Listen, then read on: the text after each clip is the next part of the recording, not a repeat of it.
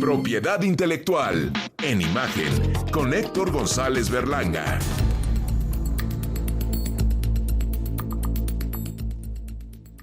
Saludamos con mucho gusto a Héctor González Berlanga. ¿Cómo estás, mi querido Héctor? ¿Qué tal, mi querido Darío? Muy buenas tardes al auditorio. ¿Cómo estás viendo el manejo de las redes sociales, el manejo de la comunicación en la era digital y en esta nueva, pues, confrontación, esta guerra entre Ucrania y Rusia? Hace rato leía pues una advertencia que le hacía Elon Musk a los usuarios de su red. Ya ves que la habilitó como pues como medida de en medio de la emergencia, como una alternativa para que los ucranianos pudieran comunicarse con el resto del mundo. Decía que cuidado con el uso de su red porque se podrían convertir en blancos fáciles, en objetivos del ejército ruso. Pero bueno, conocer tu punto de Mira, vista sobre cómo están jugando las redes sociales y el Internet en esta crisis. la verdad es que es un tema muy interesante y desafortunadamente los comentarios que hice ya hace algunos años en este espacio, en el sentido que las guerras de este milenio se van a desarrollar también en el ciberespacio, se hicieron realidad al más puro estilo del episodio 1 de la Guerra de las Galaxias. Los fans de La Amenaza Fantasma recordarán que el Estado Mayor de la princesa Padmé Amidala le avisó que el ataque al planeta Naboo era inminente por parte de los villanos de la Federación de Comercio, porque las comunicaciones habían sido bloqueadas. Uh-huh. Y pues así mero pasó en Ucrania, cuando 2 o 3 días previos al ataque militar a blancos estratégicos de la milicia ucraniana por parte del ejército ruso, los ciberataques de alta escala a sitios gubernamentales ucranianos se intensificaron de manera importante.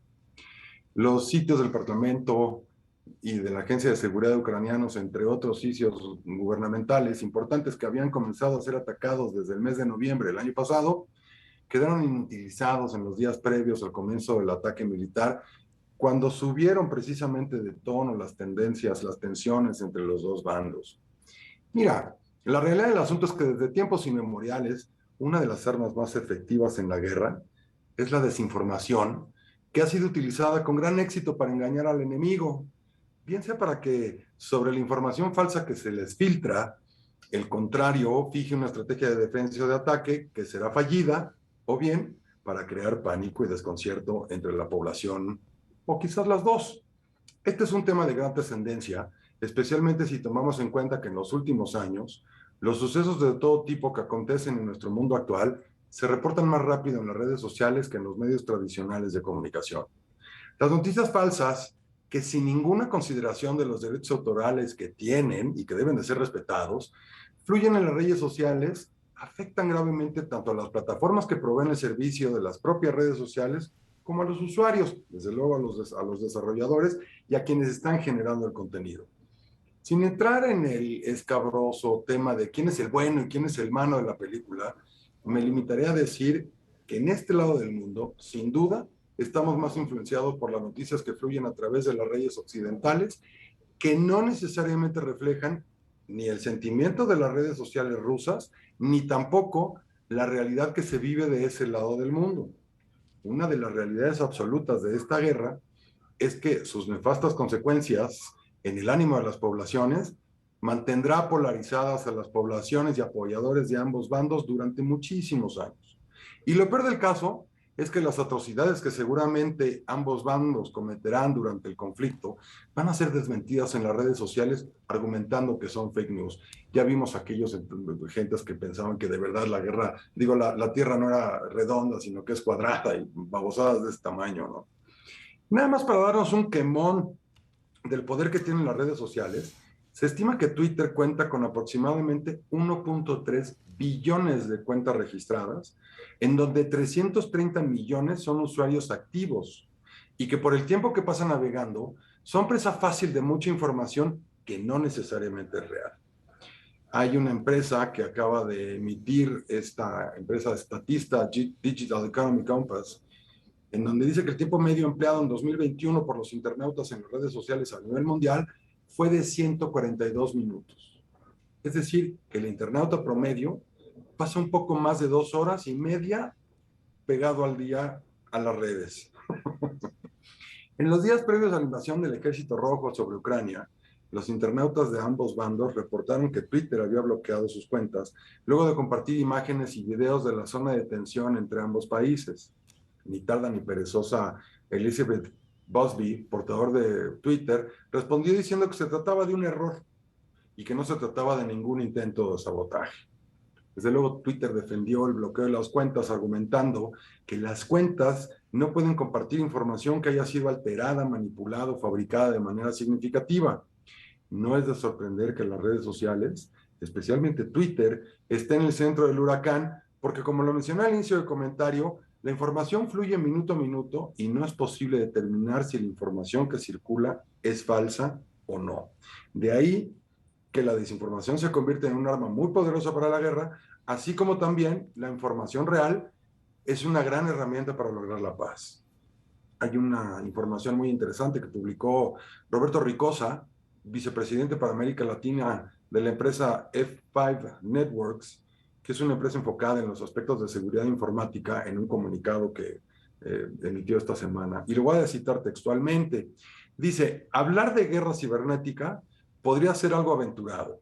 Sin embargo, al conocer que dicho término hace referencia a la creación de efectos en y a través del ciberespacio para garantizar a las fuerzas amigas la libertad de acción en el ciberespacio, mientras se niega a los adversarios estas mismas libertades, el panorama cambia. Y de aquí viene un poquito de la mano lo que dijo Elon Musk, en el sentido de que abusados con el uso de mi red, porque los pueden ubicar en la parte contraria y pueden ser objeto de ataques. Y la verdad del asunto también es que en este tipo de guerras cibernéticas, sin disparar una sola bala, ni lanzar una sola bomba, los ataques cibernéticos orquestados pueden causar incalculables daños económicos, desestabilizando a un país entero, pueden llegar inclusive al extremo de inutilizar sus sistemas de informáticos de la defensa.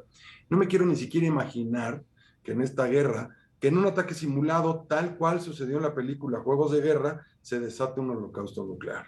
Y esto viene de la mano porque, de acuerdo con la información publicada por el señor Riscosa, que es el vicepresidente, te digo, de esta empresa F5 Networks, durante 2021 y lo que va de 2022, se identificaron más de 100 incidentes relacionados a ciberataques, cuyo blanco principal fueron las agencias gubernamentales, empresas de defensa y alta tecnología, e inclusive se cometieron delitos económicos causando millones de dólares en pérdidas.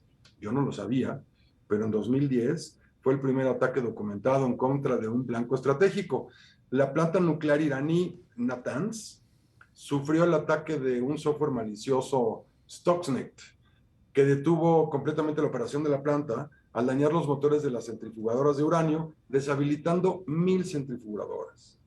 La misma Ucrania en 2015 sufrió un ataque cibernético en 3 de sus compañías proveedoras de electricidad, provocando la interrupción del suministro eléctrico y dejando sin luz en pleno invierno a 250,000 personas en 3 grandes áreas del país.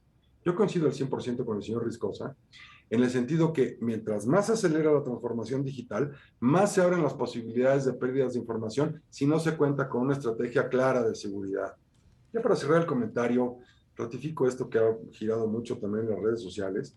Yo pienso que la guerra es un absurdo en donde jóvenes que no se conocen se matan porque viejos que sí se conocen no se pueden poner de acuerdo. Mira, como cuando éramos niños, si alguien te buleaba, alguien buleaba a otro, o simplemente alguien nos caía mal y no había más remedio que entrar al rincón de los trancazos, al rincón de las trompadas, pues ahí se arreglaba el asunto y hasta los rijosos acababan de cuates. Yo lo que propongo es que pues, echen un tiro directo el señor Putin y el señor Zelensky, o ya de perdis que nombren un campeón para que se den un entre en el ciberespacio y no en el mundo real. Ya veremos en qué acaba el conflicto, esperando que no acabe con todos. Y yo, por lo pronto, como hoy es jueves social, me voy a empujar unos mezcales para apaciguar el nervio de la guerra. Está bien. Muchísimas gracias por el comentario, Héctor González Berlanga. Al contrario, muchas gracias a ustedes. Buen fin de semana. Un abrazo.